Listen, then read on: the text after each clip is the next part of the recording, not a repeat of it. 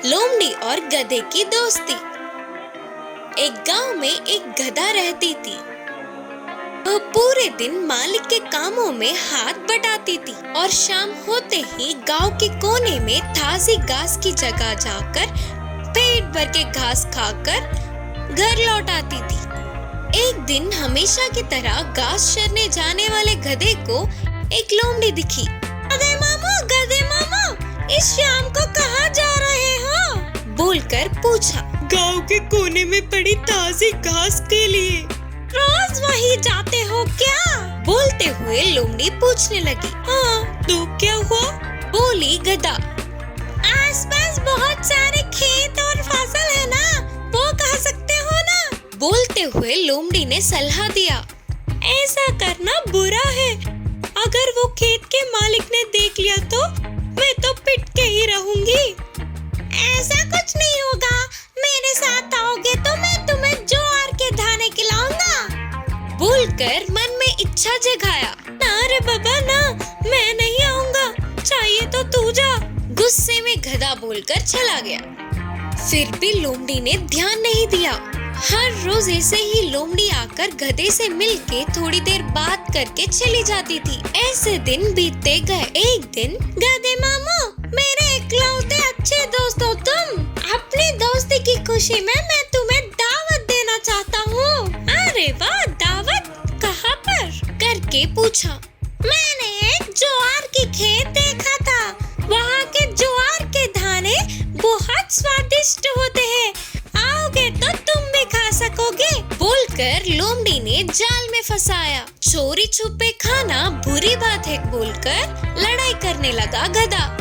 चल जाने दे, एक काम करेंगे, तुम खेत के बाहर ही खड़े रहो, मैं खेत में जाकर ज्वार के दाने ले लूंगा। बोली लोमड़ी।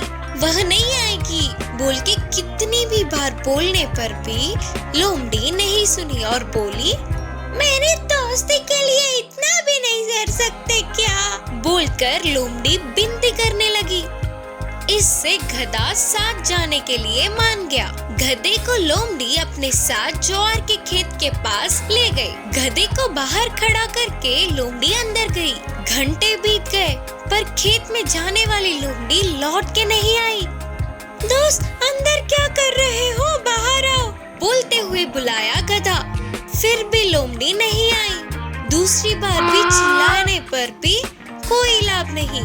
आखिर में, आ रहे हो कि नहीं? बोलते ही वो आवाज से कहीं दूर की खेत में रहने वाले मालिक के कानों में भाग पड़ी। मालिक एक लकड़ी लेकर भागते हुए आया। मेरे खेत को रोज रोज खराब करने वाली तुम हो, आज तुम्हें देख लूंगा। बोलते हुए गधे को बहुत पीटा। वह आवाज़ें खेत के अंदर रहने वाली लोमड़ी को सुनाई दी और वह चालाकी से खेत से भाग गई।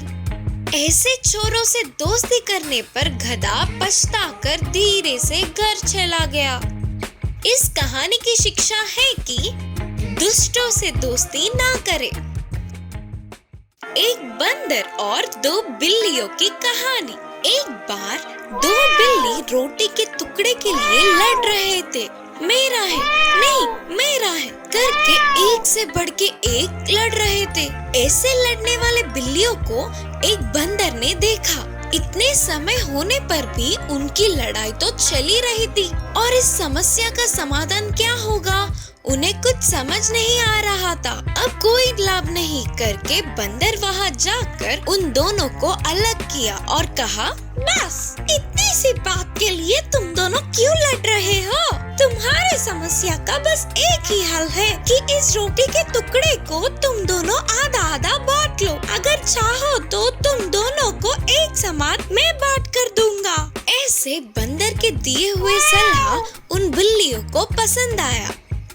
बंदर की वजह से आधी समस्या का हल होने पर बिल्लियां उस रोटी के टुकड़े को बंदर को दिए। फिर बंदर ने उस रोटी के टुकड़े को दो हिस्सों में बांटा। लेकिन बंदर ने कहा, अरे एक हिस्सा तो बड़ा लगता है, बोलकर उस टुकड़े को थोड़ा खा गया। अरे अब ये हिस्सा बड़ा हो गया, करके बोलकर उस दूसरे टुकड़े में भी थोड़ा खा गया। अब ये बड़ा हो गया बोलते हुए पहले हिस्से को फिर से खाया। ऐसे थोड़ा थोड़ा करके पूरी रोटी के टुकड़े को खाकर एक ही बार छलांग मार के पेड़ पे चढ़ गया। हा हा हा, मेरी भूख तो मिट गई। अब तुम लोग चलो चलो यहाँ से निकलो बोलते हुए चिढ़ाने लगा। तब दोनों बिल्लियाँ चौंक गए, अपने मुंह खुला का खुला छोड़ दिया और वे उदास होकर अपने रास्ते चले गए। इस कहानी की शिक्षा है कि दोनों की लड़ाई किसी तीसरे का फायदा होता है। शेर और ऊंट की कहानी। एक जंगल में एक शेर था। वह उस जंगल का राजा था। उसे सलाह देने वाले भाग, लोमड़ी और कौवा। एक दिन उनको एक ऊंट दिखी जिसे दुनिया का कोई ज्ञान नहीं, सिर्फ अच्छाई का पता था। भाग, लोमड़ी और कौवा उसके पास जाकर पूछे, कौन हो तुम? इस जंगल में क्यों आई हो? कौवे ने पूछा। ऊंट ने कहा, जी हाँ, मैं मेरे मालिक के कष्टों को ना झेल पाते हुए मैं बाजू के गांव से आज ही आई हूँ। मेरा कोई सहारा नहीं, मुझे बचाकर पुण्य कमाओ। अच्छा ठीक है, तुम डरो मत, तुम्हें हमारी झुंड में ले लेंगे। हमारे महाराज बहुत ही भले हैं, उन्हें बोलकर तुम्हें एक अच्छा सा काम भी दे देंगे। हमारे साथ आ जाओ। ऊंट को महाराज शेर के पास ले गए।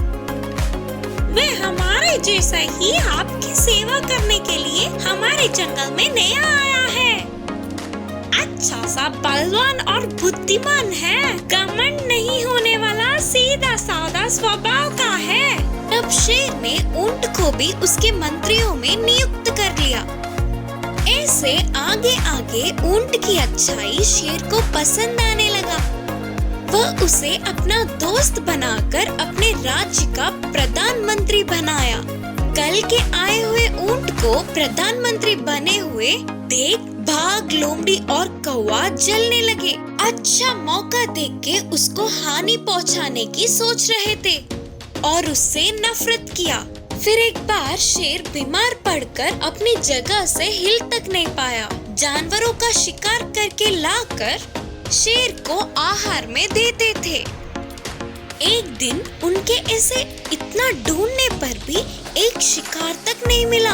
इसी बात का विचार शेर से किया और अपनी चाल से कौवे ने कहा, आपके काम ना आ पाने वाला ये शरीर किस बात का? आपको इस भूख के हालात में मैं नहीं देख सकता। मुझे खाकर अपनी भूख मिटा लो। क्या तुम्हारे जैसे छोटे जानवर को मारूंगा तो मेरी भूख मिटेगी क्या? तुम्हारा मांस तो मेरे एक दांत के लिए भी काफी नहीं होगा। महाराज जी, आप मुझे खा के अपनी भूख मिटाइए। शेर ने जवाब दिया, कुत्ते, लोमड़ी जानवरों में सबसे नीच है। मरे हुए शवों को खाने वाली लोमड़ी इस महाराज का भोजन होगा। नहीं, तुम्हें खाने से अच्छा तो मैं मरना ही पसंद करूंगा। महाराज जी, आप मुझे खाइए, इतने वर्षों से आपकी सेवा में तत्पर हूँ। अब आपको ऐसे भूखा देख नहीं सकता। तू तो बकरी और खरगोश जैसे पालतू जानवरों को भी खाए हुए पापी हो। मेरा तुम्हें छूना भी पाप है, पाप। मैं तुम्हारा भोजन स्वीकार नहीं करूंगा, बिल्कुल नहीं, बिल्कुल नहीं। फिर ऊंट ने महाराज शेर के पास जाकर कहा, महाराज शेर, मेरा शरीर बड़ा है। मेरा शरीर खाने पर आपकी भूख पूरी तरह से मिटेगी, इसीलिए बिना किसी संदेह के मुझे खाइए। तब शेर दोस्त को धोखा देने के लिए झिझकता हुआ सोच में पड़ गया। यह देख लोमड़ी ने कहा, महाराज जी, आप हम तीनों को खाने के लिए इनकार कर रहे हो ना, लेकिन इसकी प्रार्थना तो स्वीकार करो। आपकी भूख को बुझा लो। आपके जैसे महान जीवित रहेंगे तो हमारे जैसे, हम जैसे साधारण लोग जिंदा रहे या मरे, एक ही बात है ना, करके बोली। कौवा और भाग ने भी उसके बातों का समर्थन किया। भूखा शेर उनकी बातों में आ गया। अच्छा ठीक है, खरो जैसा तुम लोगों को ठीक लगे। बोलते हुए तुरंत ऊंट पर अपना पंजा मारकर उसे मार दिया। फिर शेर ऊंट का मांस खाकर अपनी भूख को बुझा लिया। अपनी चली चाल को साकार होने पर कौवा, लोमड़ी और बाघ खुश हुए। इस कहानी की सीख है कि दुष्टों के साथ दोस्ती नहीं करनी चाहिए।